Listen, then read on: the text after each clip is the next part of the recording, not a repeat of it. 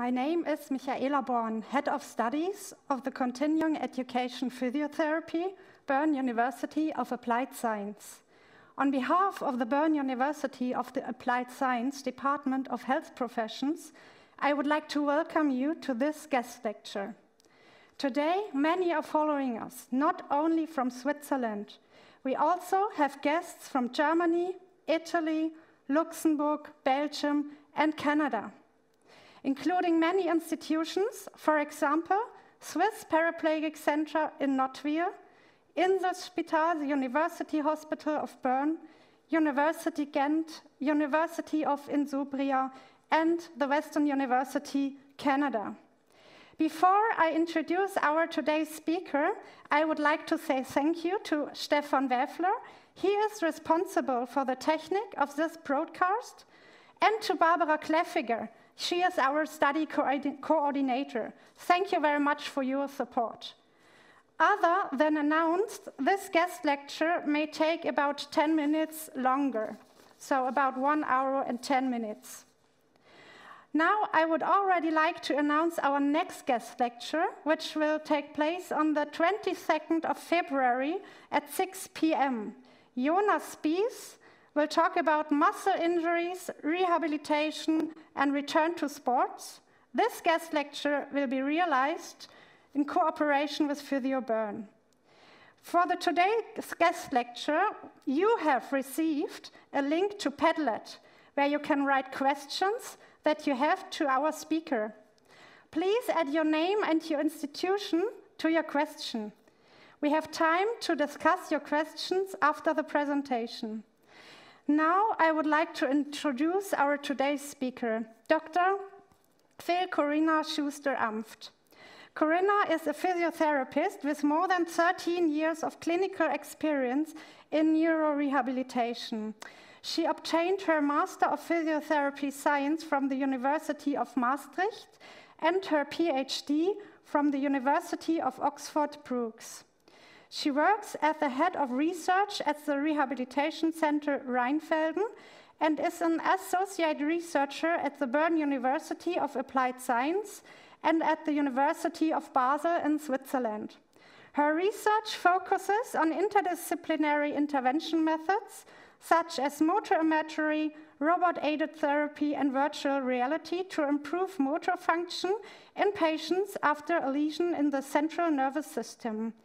Corina, we are very proud and pleased to have you here, so I would like to give you the word. Thank you very much, Michaela, and thank you for the kind introduction. I also welcome you to this guest lecture on motor imagery from sport to rehabilitation. Can you imagine? We are able to imagine almost everything. That's a quote from a Dutch researcher. And at the beginning of this guest lecture, I'd like to test or offer you the opportunity to test this quote.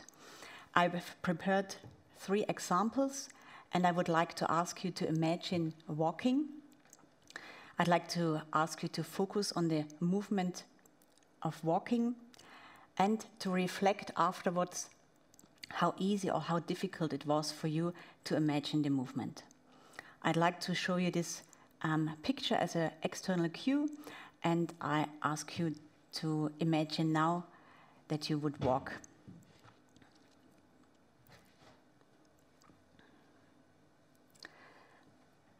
Thank you. I hope that worked well. As a second example, I would like to ask you again to imagine walking. But now I'd like to ask you to imagine walking on a sandy beach while carrying a heavy surfboard under your right arm. You can start now, please.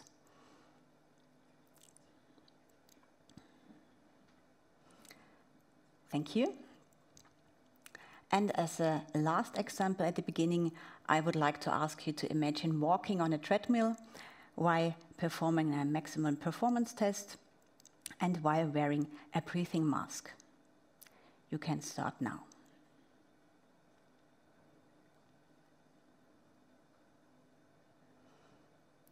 Thank you. I hope that worked well for you as well. And I think over the next slides, and during the guest lecture we will learn how to create a very vivid image and also to focus on several aspects during the motor imagery training. Before we go more into detail, I would like to acknowledge my colleagues, students and interns from our research department at the Reha Rheinfelden and thank them for their valuable contribution in our motor imagery research projects. And I have no conflicts of interest to declare. Here I would like to illustrate what is the guest lecture about. So I would like to start with a model I would like to introduce. It's the PETTLEP model. I think it's a very famous model from sports psychology.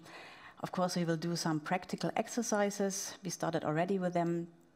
I would like to talk about how you can measure motor imagery and motor imagery ability. And at the end of the presentation, I switch to the theories and models behind motor imagery. Why is it working?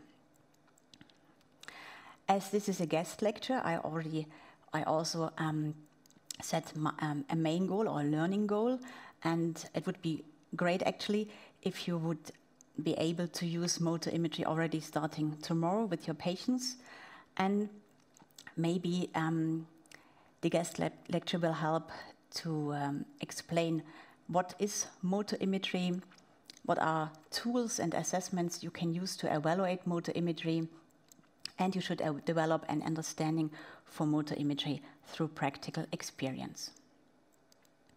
So what is motor imagery? Motor imagery, there are quite a lot of definitions around. I like to show you one which is already more than 20 years old but still valid. Motor imagery may be defined as a dynamic state during which the representation of a given motor act is internally rehearsed within working memory and without any over-the-motor output. I think that's very important to focus on the working memory, on the given motor act, so it's something you should know, and there's no external movement. The second definition I would like to show you is a little bit younger. Still, motor imagery or motor imagery training is an act of repeatedly imaging a movement without execution the movement and with the primary intent of acquiring and optimizing motor skills. So I think with these two definitions, I think we defined already the aim of motor imagery, and that state also that's a mental process that is really also difficult to observe. But now let's have another example. Practical example. I think I will just briefly explain what I'd like you to do, and then you can start with the practice. I would like to ask you, if you're sitting, to get up from your chair or from your chair, stand up, and then sit down again. You can do this once practically, and then you can mentally rehearse it. And please afterwards reflect on how easy or difficult it was for you to imagine the movement. And you can start now.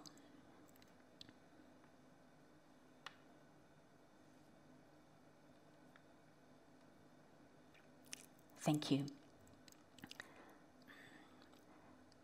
I think now we learned already what is motor imagery as a mental process, but is it already something new? Is it something which has been taught and used before?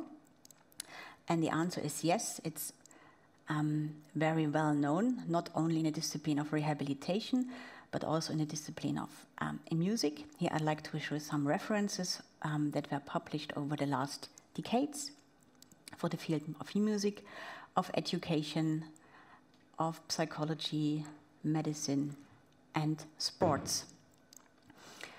What you can see here is the sudden increase actually in the field of medicine around the year 1990 and 2000, where it starts to switch from the cognitive neuroscience and sports psychology to the field of medicine, and here in particular to the field of neurorehabilitation and the field of stroke rehabilitation. All this graph is actually based on a systematic review we've performed, and we analyzed 141 motor imagery interventions and their reports. And what we found was also a problem which is still ongoing. It's the problem about terminology. So if you look at interventions that focus on mental rehearsal of movements, then you can find quite a lot of different terms. Some of them are listed here: mental practice, motor imagery, mental training, mental rehearsal. So they all are kind of different, but still here in this case they focus on the imagination of movement. And just as a brief explanation, mental practice can be seen as an umbrella term of different mental training techniques, and motor imagery that focuses on motor movement is just one part of the mental practice definition. If you stay with the terminology motor imagery, you will find quite a lot of literature. Here I made a test search in PubMed at the beginning of October, and you see there's quite a lot of literature around, and you also see the increase over the last decades. And you also see that with motor imagery you should find the literature you are looking for.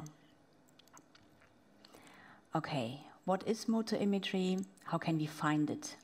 Now the question is motor imagery already an established treatment technique? Is it recommended? Here I had a look at several treatment guidelines. I would like to start with the guideline from 2016 from the United States. Here they use also different terminology: mental practice, mental imagery, but still we talk about motor imagery, the imagination of movement. They recommend it as an adjunct therapy for upper extremity exercises. As an adjunct, as I've said, and they classify it to A with the level of evidence A. Level of evidence A means they base their decision or recommendation on meta-analysis, or at least 2 well-defined randomized controlled trials. And here the class 2A means there might be conflicting evidence, also saying something that's maybe not helpful, or there were no changes over time based on the intervention, but still they recommend it. And they also recommend it not only for the upper limb, but also for balance training and neck-leg treatment. 2018, treatment guideline from Germany, also looking at recommendations for the treatment after stroke. They are a little bit more specific in temporal parameters, saying you should use it for at least 3 to 12 weeks. They also provide kind of a time limit. They are also recommended for subacute and for patients in the subacute and chronic stage.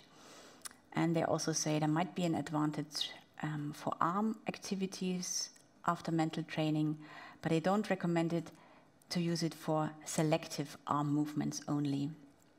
They also recommend to have a daily training, 10 to 20 minutes, again as an adjunct to usual motor therapy for several weeks. And I think what is also very important is the emphasis that you should have kind of residual function in your hand and your arm. 2020. If you have a look at the Canadian treatment guideline for stroke, here we find that they do not recommend it as a treatment technique to improve balance, but they recommend it for the lower extremity, including gait, and also again for neglect.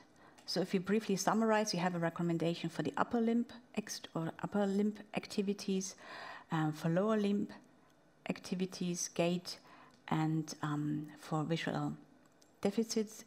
That means for neglect. If you now have a look at the actual treatment guideline from Australia, which is a living online document, that means they add new literature if something new is coming. So they have a week recommendation for motor imagery regarding the treatment of neglect. They have a week recommendation regarding motor imagery for the treatment of mild to moderate weakness of arm activity. But I think what's also important that there are no reported harms. So that's very important. I think there was a trend where you said if you have pain, maybe you should not use motor imagery. But I think it's really important to say, yes, you can use it, and there shouldn't be any harms. So summarizing the guidelines, you can use it. You can use motor imagery for the improvement or relearning for upper limb activities, lower limb activities, neglect, and also ADL function. But now is the question how to imagine a movement. I think there are quite a lot of questions coming up. How should I do it? We already practiced some example, and I just said, please experience on your own. Please imagine. I did not give any specific introduction. So I think here's the question, how can we help our patients to imagine a movement very vivid, very clear? How long should they do it? How frequently? How should we combine it with physical exercise or physical execution? And basically, how can we control for motor imagery ability or at least motor imagery? So because it's a mental process, and it's difficult to control for. How to imagine movement. I think we do another example. Going back to the standing up and sitting down example. First, I briefly explain it, and then you can do it on your own. I'd like to ask you to mentally perform the transfer from sitting to standing, so you can stand up, stand, and sit down again. And then I'd like to ask you to imagine to move down to the floor and lay down on the floor and then move up again. Please reflect on what and how you imagine the movement. And you can start now.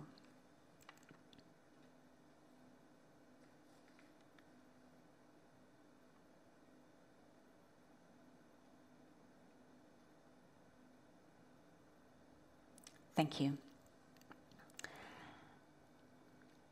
How to imagine a movement.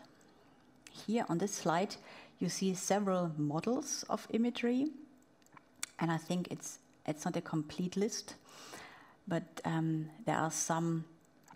Okay, no, actually, all of them came from the sports sciences, sports psychology. But I would like to draw your attention to the PETTLEP model. It's a model that has been investigated in patients as well. Of course, in athletes as well. It's very well investigated, and there are indications in the literature that says if you use motor imagery based on the PETTLEP model, that might be more efficient than motor imagery interventions that are not based on that model. Here you can see the model. It was proposed by Holmes and Collins already 20 years ago. And it stands for physical, environment, task, timing, learning, emotion, and perspective. All these aspects contribute to motor imagery, and the lines around with the numbers encircled, that means there are already investigations where they could show some interaction between the several tasks or several aspects. Okay, how to deal, or how can I use this model to design my motor imagery intervention and use it with patients? So the first P stands for physical. That means a physical state of the body and the mind. And of course, this is very individual, depending on the state of the patient, or it's an athlete, it's a healthy person, or a person after a stroke, after other surgery.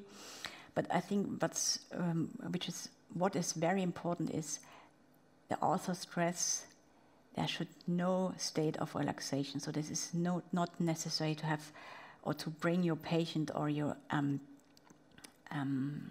athlete in a state of relaxation. It should be the other way around. They should be in a state of full concentration and kind of alertness. And, which is also important, you should use a starting position that is really close to the position you would actually use when you do the physical performance. So if you, as an example, if you would like to imagine climbing stairs, ideally you would stand with the person in front of a stair. Maybe the hand is already on the handrail, and then you can imagine to climb the stairs.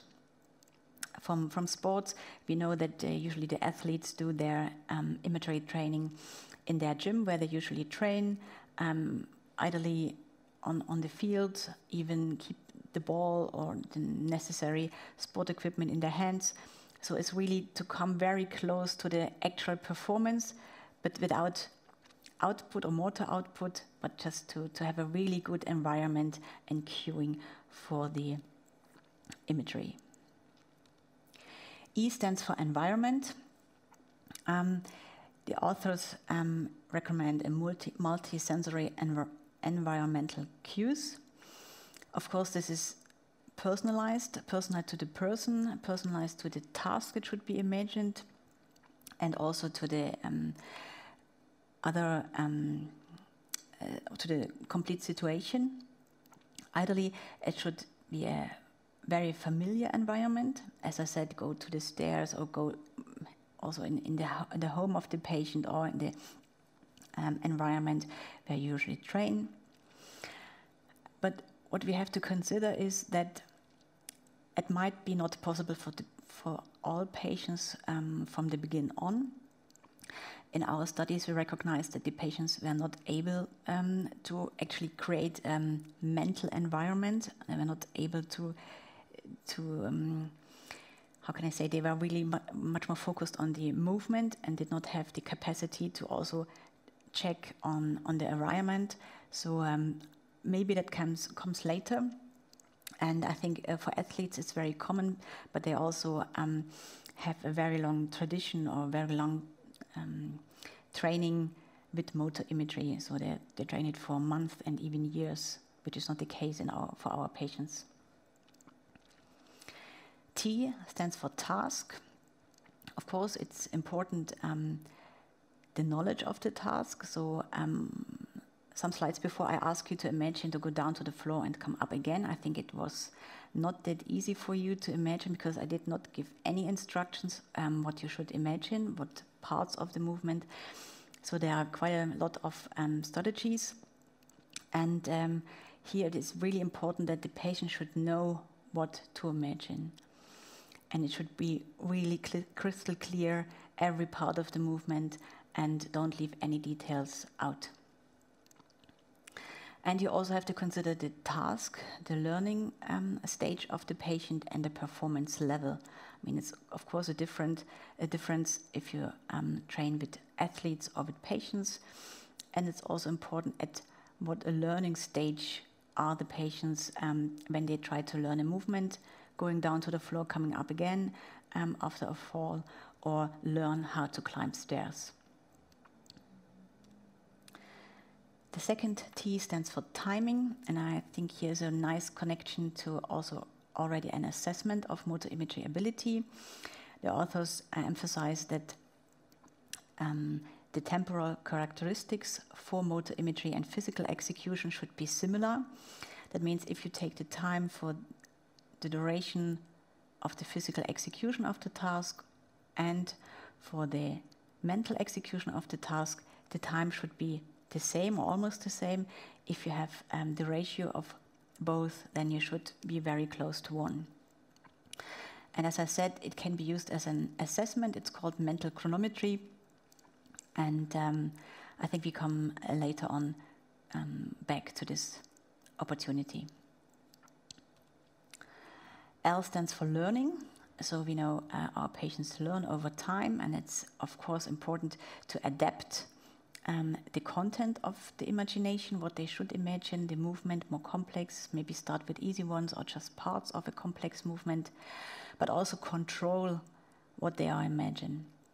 If you do something every time and over and over and over again, maybe you get boring or bored, and you recognize it usually that patients don't need that much time anymore to imagine the movement.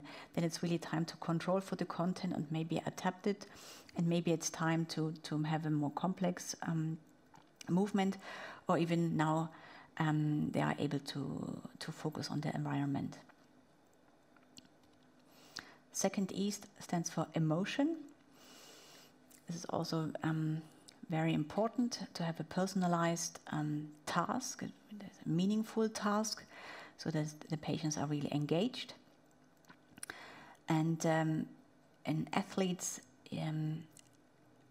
researchers found that the athletes were really able to create responses from the autonomic nervous system that were really or quite similar to their responses during the actual execution. So this is really, when you're really engaged and you have strong emotions connected to the task. And again, please, no relaxed state. That is really not necessary. The last letter, P, here the authors focused on the perspective, and I added the mode, so 2 parameters that are important. Perspective, you have 2 classifications, external perspective and internal perspective, and the mode you have the visual mode and the kinesthetic mode. I think some decades ago it was really kind of a mixed up. So you had the external perspective that was really related to the visual mode, and the internal perspective to the kinesthetic mode. This was basically interchangeable, but I think it's important to distinguish between 2 parameters. It's the perspective and it's the mode, and both parameters have 2 categories. The next slide, I'd like to emphasize that it's not important to predefine the perspective or the mode. There's a publication also from the Dutch researcher, from Theo Mulder, when he investigated healthy individuals and looked at their perspective selection. And he found that if you're at younger age or after older than 64, then you tend to use the external perspective. And we tried to replicate this study with patients. So we included patients after stroke, after with Parkinson's disease, or with multiple sclerosis. We also looked at age and their perspective, and we could also see the trend that at older age there's an indication that you prefer the external perspective. Now I think it's time to have another example, an example also looking on perspective. And here I explain first, and then you can practice on your own. I'd like to ask you to imagine to reach for a cup in front of you, move it to your mouth and place it back to the table. You can do this twice. Please imagine that, and afterwards you can reflect on what perspective did you use. You can start now.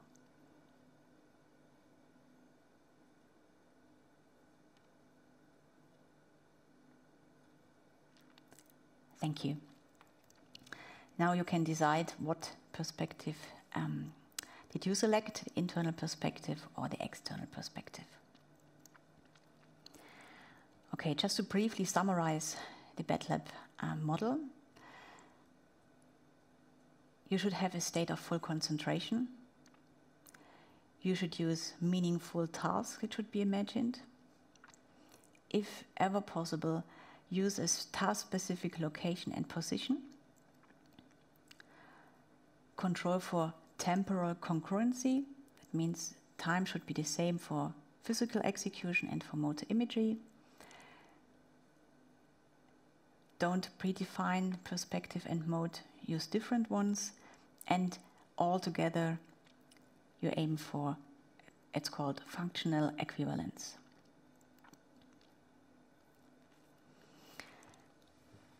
if we just rehearse what we've learned so far, so we know what motor imagery is. We know it's a recommended treatment technique. We had the PETTLEP model that should help us to design and implement a motor imagery intervention. But still the question is, I'm not sure if it's quite clear how to do it. Here is on this slide you see quite a lot of systematic reviews that focused on the efficacy of motor imagery.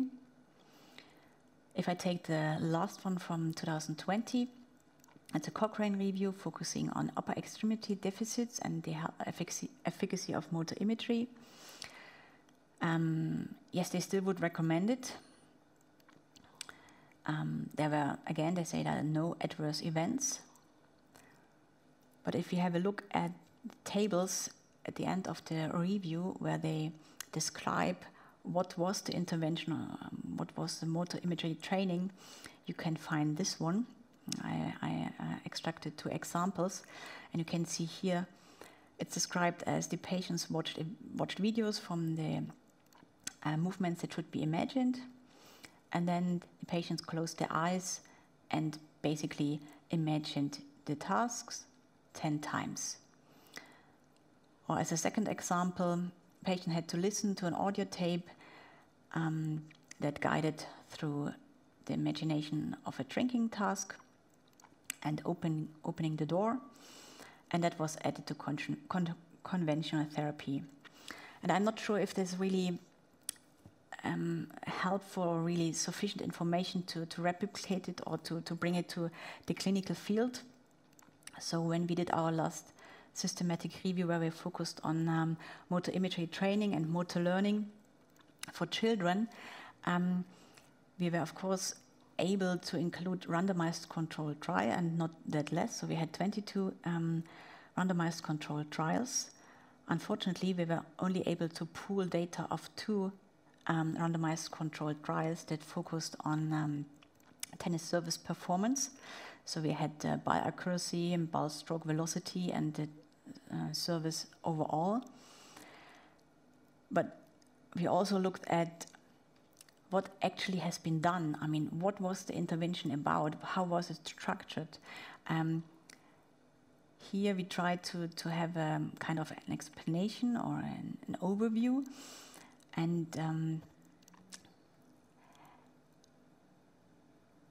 here, for example, you see they mentioned that you should use the first-person perspective, or you should imagine the task as close as possible to the speed as you would actually perform it. Here they also stress that you have or should develop emotions that are related to the competition. So I think it's more details, and if you have a closer look at the table, you will see that you also mentioned if there was a kind of a check what was actually imagined. So what are the options to control for motor imagery? Where did they perform it? In what position did they perform it? Was it an individual session? Was it a group session? What was the order? What was first, what was last? Physical execution or motor imagery? Did they have individual instructions? What mode, what perspective did they use? How often did they repeat the motor imagery trials? And yes, there are many more details that we excluded, and I hope with that we can contribute that we can really bring motor imagery to the clinical practice.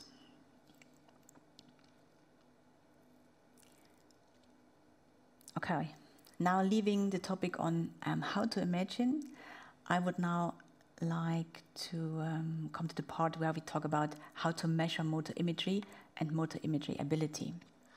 And I think it's time for another practical example. Again, I briefly explain and then you can start on your own. I'd like to ask you to do the same example we did already. So practice, please, to stand up, stand and sit down, and then you do the same mentally. And now I would like to ask you to reflect on how vivid and clear was your visualization. You can start now.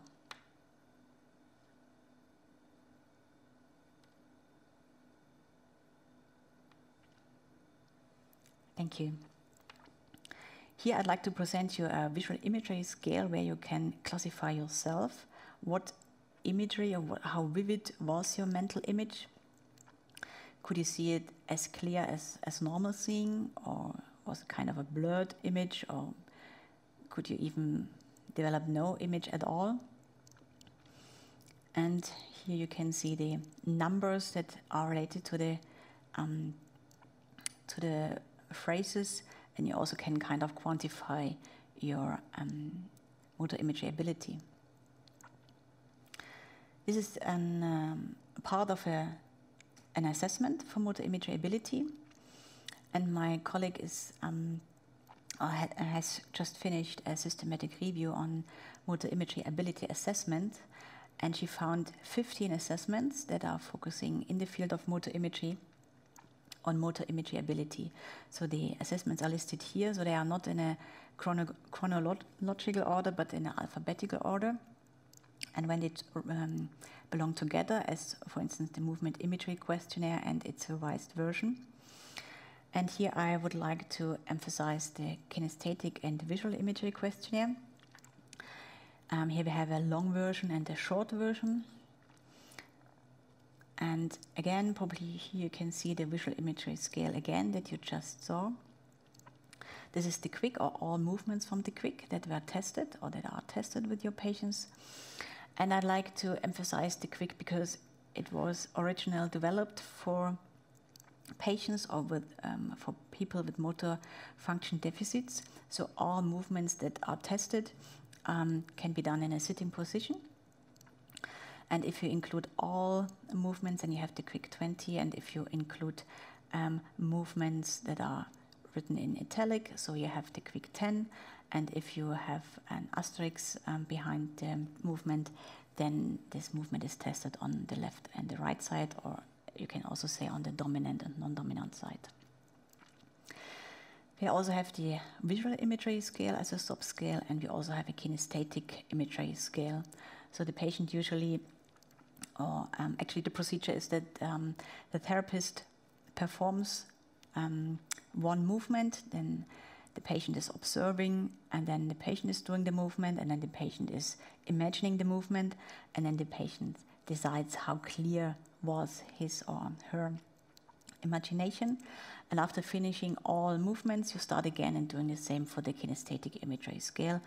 And it's recommended to imagine everything or all movements from the internal perspective. So here we have already one assessment to test for motor imagery ability. I think nowadays it's common to have more than just one assessment to really test your patient, at least for studies. And another option would be the mental rotation, and I'm sure these pictures are familiar for you because it's the lateralization judgment task. It's also, or it was developed from the NOE group. They use it in their graded motor imagery intervention for pain. And now you can test yourself, is it a right hand or a left hand? And again, it's a right or left hand. It's also possible to decide for the foot. And again, a hand, right or left, and a foot.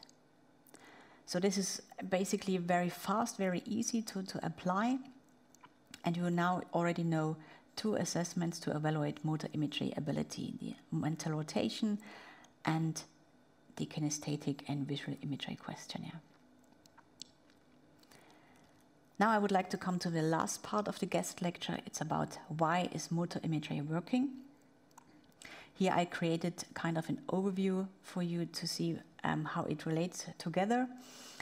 Of course, we use this nice feature of the brain to adapt on external circumstances, experiences, which is called brain plasticity. that is mainly influenced by, of course, different options, but also on motor learning. And if you have motor learning, we have different context factors or person-specific factors. And for the context factors, we have mental simulation, which would relate to motor imagery, and also the active practice. So both things we use if we have a motor imagery training. And also to keep an overview of what we're talking about, again, you have this nice quote or definition of brain plasticity, but also here I try to put together kind of a model or an overview how motor imagery influences different things. So you have, of course, the interaction through motor learning on brain plasticity, but also an influence on physiological responses and arousal and cognitive processes, self-efficacy and motivation.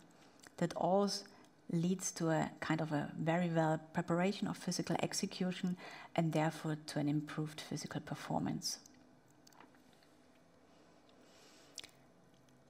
Coming now to some models or theories behind this process. The main aim is basically functional equivalence. I think I mentioned that already with the PETTLEP model, but here we can stress this term again.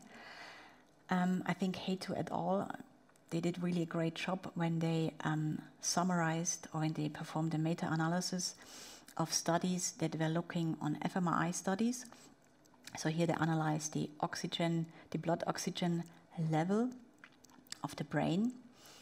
And they found, let me go back, sorry. So here you have the number of experiments that were analyzed and the number of subjects. So it's really a huge work. Oh, it's not going. You shouldn't go back in your presentation. No, sorry. Here we are. Yes, so their results are displayed basically here in these pictures. If you have a look at the upper part, part A, so they marked the red areas when someone was imagining upper limb movements, and green stands for lower limb movements, and yellow is the brain activity during either upper or lower limb. So they are basically active in both conditions. Picture B, you have a kind of a view into more internal structures of the brain, also classified for upper and lower limb imagination. And the last part here, C, here they highlight the regions that are active when you imagine gait. And it could be that when you did our first practical example while walking on the beach or on the treadmill, some of these areas were active as well.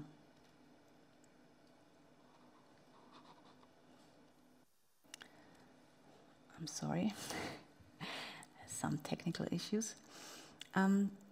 They not only focused on the differentiation between physical execution and motor imagery, they also distinguished between kinesthetic imagery and visual imagery.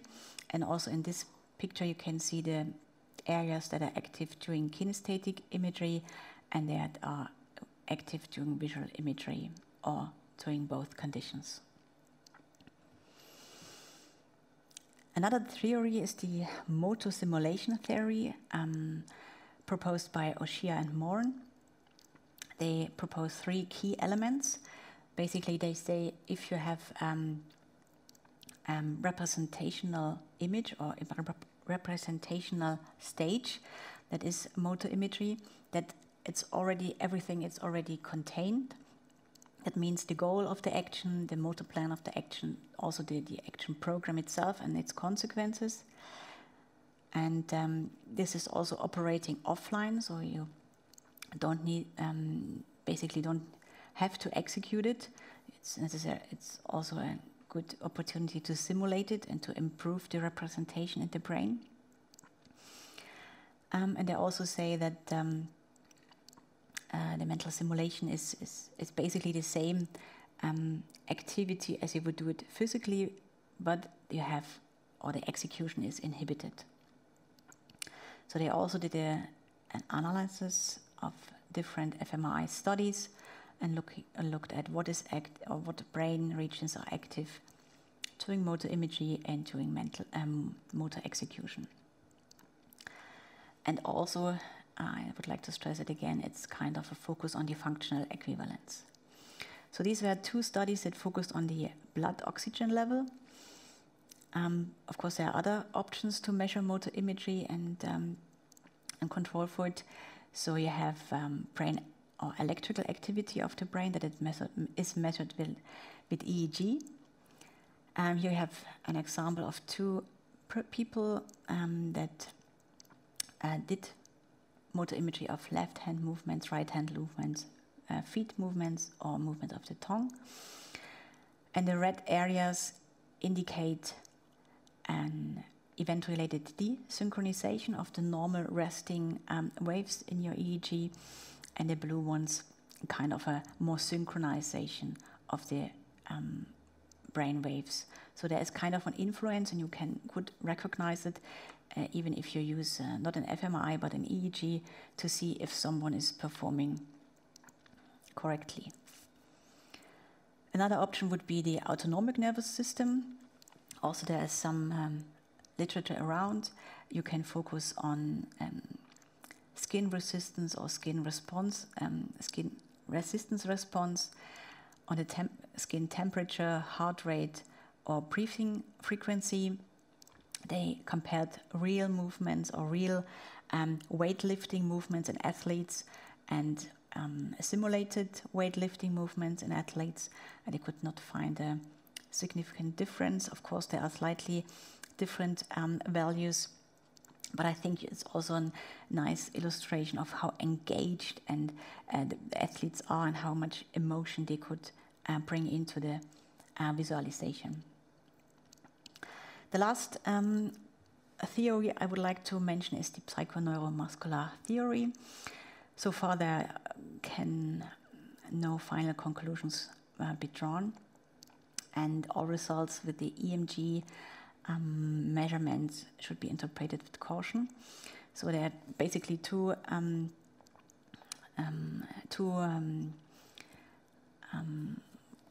sides that are discussed. So one would be, researchers say that it's a kind of an aborted subliminal arousal that you can measure with EMG during motor imagery. The others say, no, it's a kind of a too-less inhibition, and basically there's a global inhibition failure. Basically, during motor imagery, you should not be able to measure anything in the muscle. Others say it's depending on if it's M1 involved or not. So some experiments did show that M1 was active during motor imagery. Some experiments could not find an activity. So there might be a relation, and I think so far it's no final conclusion. But just to illustrate what I'm basically talking about is this nice graph where you can see physical execution and motor imagery of drinking task. And here we measured the flexor carpi radialis muscle in healthy individuals, patients after stroke, and patients with Parkinson's disease. And you see here the vertical lines indicate the metronome rhythm. So after each beat from the metronome, they should imagine the movement, and you can see a slight increase in the muscle activity compared to rest when there's no command to basically imagine something. If you're interested in further theories and concepts, I listed here some of them. Again, it's not a complete list, but if you would like to learn more about motor imagery and why it's working, then I can recommend you to have a look at this. So basically, coming to the end of the guest lecture, I would like to summarize what we've learned so far, or something that you can take home with you. We can use motor imagery. It's a recommended training technique for relearning and improvement of movements, and the PETTLEP model might be helpful for practical implication. Motor imagery should be used in combination with physical execution as often as possible. Sorry, what's going on here?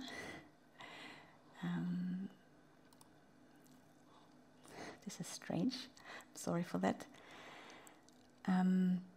Please evaluate your patient before you start. Evaluate your patient in different regards. It means regarding motor imagery ability, regarding the compliance of the patient, regarding his or her knowledge of the movement that should be imagined, and if you have time, also regarding her or his cognitive capacity. The duration of motor imagery and physical execution should be similar. So here we have this construct of mental chronometry, which is also an assessment of motor imagery ability. And my recommendation would be start with less repetitions, so 1 to 3 repetitions or trials, and then you have a break and you start again with 1 to 3 repetitions. And with our patients, we recognize they were not able to have 5 repetitions after another, so they really had to have a break in between. Do not predefine mode and perspective, and still it's unclear what patients, what dosage, what technique is best. External stimuli might help to improve the motor imagery quality, and that's why I also used the nice illustration at the beginning when you should imagine to walk. Coming back to the organizer from the beginning from the lecture, I hope we stressed all points that I also illustrated here, the PETTLEP model, practical exercises, measurement options, and also some theories behind motor imagery. If you have a look in the future, probably action observation and motor imagery will be a very nice combined treatment option, and also the use of motor imagery in combination with brain-computer interfaces. And yes, I think we reached the end of the guest lecture. I thank you very much for your attention. And if you would like to learn more about motor imagery, I hope to see you in Bern. We offer a 2-day course next year in January, and then we have quite a lot of time to practice motor imagery. Thank you. Thank you for your presentation, Corina. Now we will start with the questions. I have one question. You talked about it already. What about action observation in association with motor imagery and practice? This is actually a very good question. I think in the last couple of years, action observation became more and more present in research and also in clinical practice. And if you have a look at the systematic reviews and the description how they performed or introduced motor imagery, so you have quite a lot, or quite often you have the combination of observe a movement in a video, and then basically you start the motor imagery. So it's a very good connection, and I think it's more and more common to use it. I think at the moment it's not really distinguished that you say, okay, this is action observation and this is motor imagery. At the moment it's more kind of a video that you see before you start imagining. But I think, yes, it will be more and more present the next couple of years. Okay, thank you very much. What about motor imagery and pain? Are there any recommendations?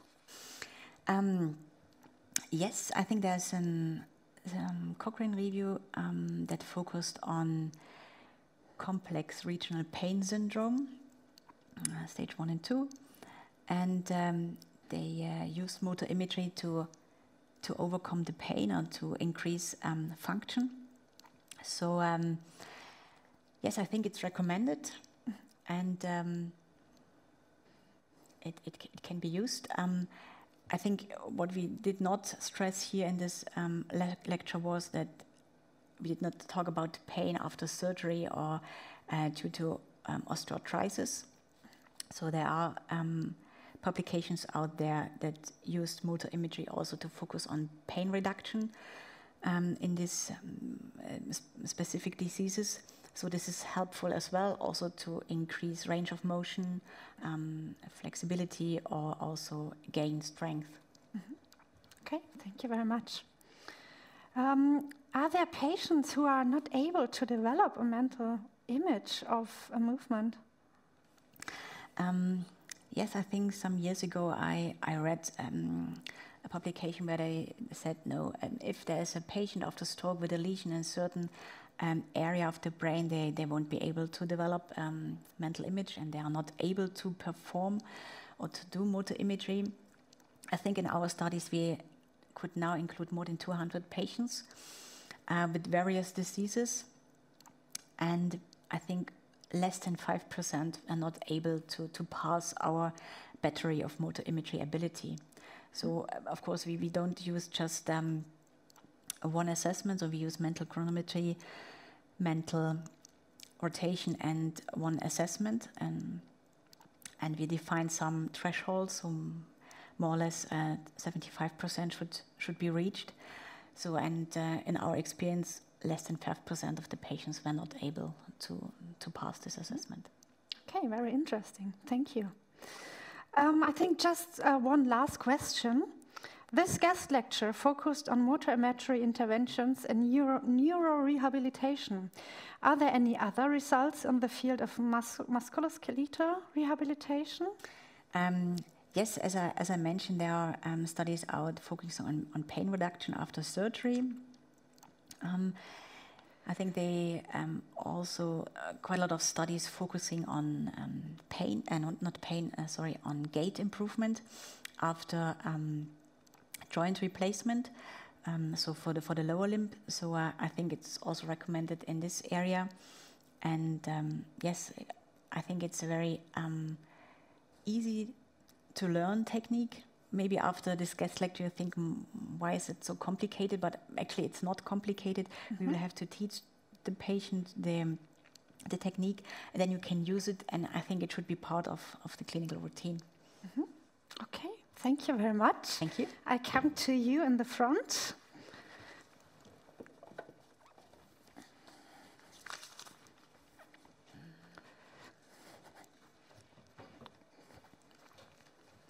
Thank you very much, Corina. On behalf of the Bern University of Applied Science, I say thank you to the speaker, to all involved people, and to the audience here and abroad. As Corina said before, if you are interested to learn more about motor imagery, on the 24th and 25th of January next year, she will give a 2-day course called P4P Motor Imagery from Sports to Rehabilitation here in Bern. If you have any questions, you can send us an email.